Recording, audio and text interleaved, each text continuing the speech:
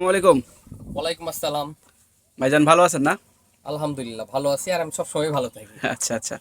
না ভালো থাকবারই কথা, কারণ আপনি আপনার প্রজেক্টে এসেই মানে মনটা ভালো হয়ে গেল। হ্যাঁ, তো এই প্রজেক্টে আসলে আসলে মনটা এমনিতেই ভালো হয়ে যাবে যে কারোর।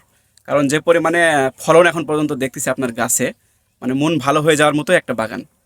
তো আসলে ফলন সম্পর্কে যদি বলি, হ্যাঁ এতে গাছে পেঁপে দেখা যাচ্ছে। হ্যাঁ হ্যাঁ এটা যদি আরো 1 মাস আগে শুট নেওয়া যেত হ্যাঁ হ্যাঁ। আরো ভালো হইতো, মানে আমি নিচ আমি থেকে পেঁপে হারভেস্ট করে ফেলেছি হ্যাঁ হ্যাঁ, অলরেডি। যে তাও মানে এখনো মানে দেখলে বোঝা যাচ্ছে যে মানে গোড়া থেকে যদি দেখা যায় যে পেঁপেগুলো হারভেস্ট হয়েছে।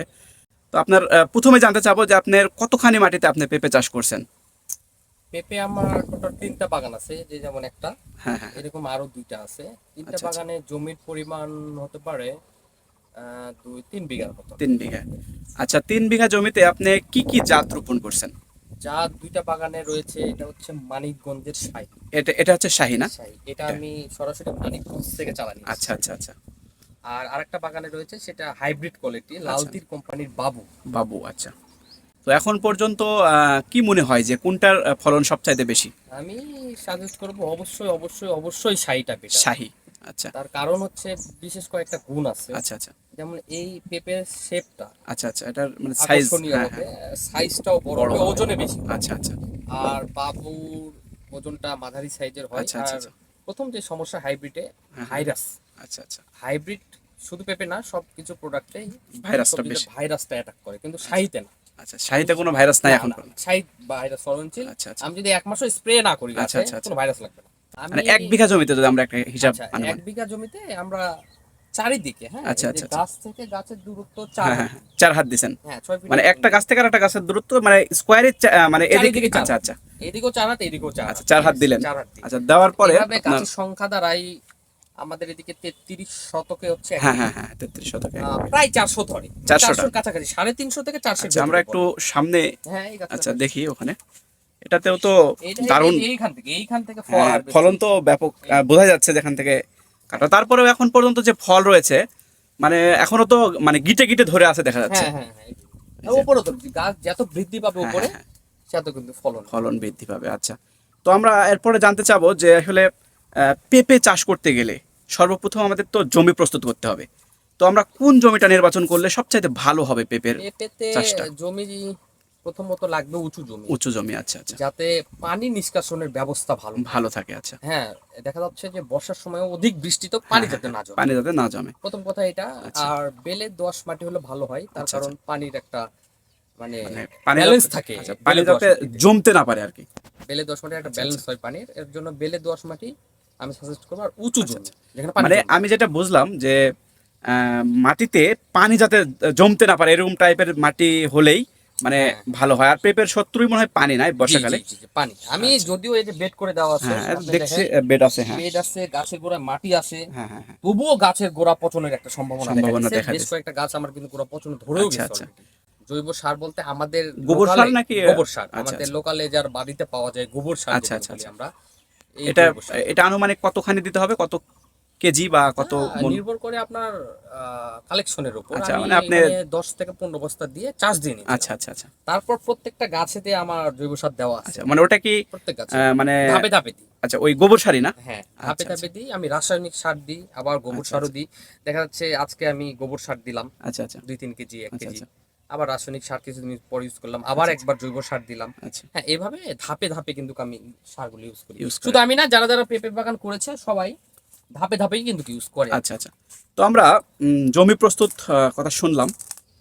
এখন আমরা চারার কথা যদি বলি, হুম হুম। তাহলে আমরা জাতটা তো বললেন যে শাহী সাই সবচাইতে বেস্ট। তো আমরা চারাটা মানে আমাদের যারা নতুন উদ্যোক্তা সৃষ্টি হচ্ছে বা তৈরি করতেছি, তারা মানে যারা পেঁপে চাষ করতে চায়, পেঁপে নিয়ে কাজ করতে চায়, তারা চারাটা কোথা থেকে নিলে সবচাইতে ভালো হবে বা কি চারা নিলে আমি সবচাইতে ভালো হবে? আপনাদের বলি, সেটা হচ্ছে আমাদের নওগাঁ ডিস্ট্রিক্টে, নওগাঁ আচ্ছা জেলায় আচ্ছা পেঁপে নিয়ে খুব ভালো কাজ হয় না। আচ্ছা আচ্ছা আচ্ছা। এটা মানিকগঞ্জ, নাম মানিকগঞ্জের শাহী, হ্যাঁ হ্যাঁ হ্যাঁ। তার অর্থাৎ মানিকগঞ্জের স্থানীয় জাত। আচ্ছা আমরা দেখেছি মানিকগঞ্জের ওইদিকে প্রচুর পেঁপে চাষ হয়, আচ্ছা আচ্ছা। মানে বিঘাকে বিঘা বললে ভুলবে, শত শত বিঘা। পেঁপে চাষ হয়। হ্যাঁ, এর জন্য এটা স্থানীয় জাত। আচ্ছা আচ্ছা। তো সেইখান থেকে আস্তে আস্তে আস্তে মানিকগঞ্জ থেকে গোটা বাংলাদেশ ছড়াই ছড়িয়ে, পড়েছে। আচ্ছা, ছড়িয়ে পড়ছে। তো আমিও চেষ্টা করেছি ওখান থেকে আনার, তো আনার পরে আমি দেখেছি খুব ভালো কোয়ালিটি, রেজাল্ট ভালো আছে। জাত। কারণ আচ্ছা পেঁপে নিয়ে আমি আগেও কাজ আচ্ছা। করেছি হাইব্রিড।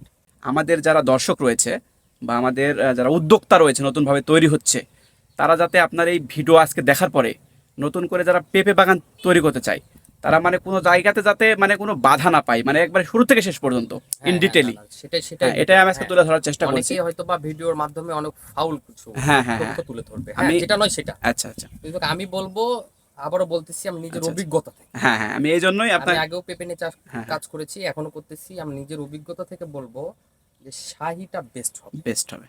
তো এখন পর্যন্ত আপনার এই 3 বিঘা মাটি বললেন না? দূরে যাবে তো, হ্যাঁ জি, এটা 3 বিঘা মাটি থেকে কেমন এখন পর্যন্ত পাইছেন আসলে টাকা? আর্নিং আমরা এভাবে হিসাব করি না তো, আচ্ছা আচ্ছা, যদি যদি লিপিবদ্ধ আছে, আচ্ছা আনুমানিক যদি একটু যখন আমাদের এটা বাৎসরিক একটা আয় ব্যয়ের হিসাব করবো হ্যাঁ, তখন হ্যাঁ, বোঝা যাবে আসলে আমরা বছরে কত টাকা। আচ্ছা তবে আনুমানিক আচ্ছা 1 বিঘা থেকে পেঁপেতে আচ্ছা আপনার খরচ হবে, জমি যদি লিজ নাও থাকে, হ্যাঁ নিজের হ্যাঁ হ্যাঁ, হয়, আচ্ছা আচ্ছা তাহলে যদি 1 বিঘাতে 50,000 টাকা খরচ করেন, আচ্ছা আচ্ছা তাহলে আমার কাছে মনে হয় 1.5 থেকে 2 লাখ টাকা এখান থেকে ফিডব্যাক পাওয়া সম্ভব। পাওয়া সম্ভব। আচ্ছা, এটাই আমি জানতে চাই। মানে যেহেতু আপনার আগের একটা অভিজ্ঞতা আছে যেহেতু পেঁপে জি, চাষের, জি, তো সেখান থেকে যদি আমাদের এটা বললেন যে যদি 1-1.5 লাখ টাকা মানে বা 2 লাখ সম্ভব টাকা সম্ভব। সম্ভব বিক্রি করা।